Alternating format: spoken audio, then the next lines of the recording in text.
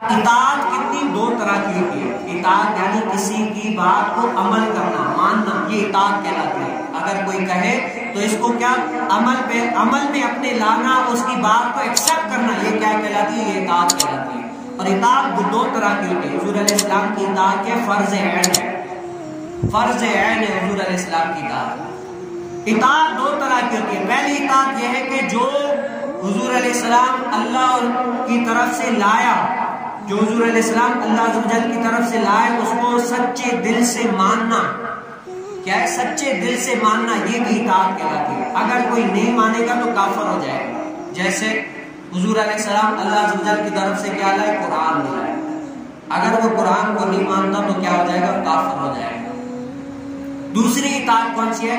दूसरी इताअत यह है कि जो हुजूर अलैहिस्सलाम ने फरमाया, हदीस में जो मज़कूर है, जो हुजूर अलैहिस्सलाम ने फरमाया और जो कुरान में मज़कूर है, उस पर अमल पैरा होना, उस पर अमल करना, जामे अमल पहनाना, कि उस पर बात को अमल करना है, वो भी जो है इताअत ये भी है। अगर इताअत उसको इनकार करता है तो काफिर हो जाता है। हाँ, लेकिन कहता है हाँ यार हुजूर अलैहिस्सलाम ने जो फरमाया हक सच है, ये मेरी कोताही कि मैं अमल नहीं करता, तो बंदा गुनाहगार होता है।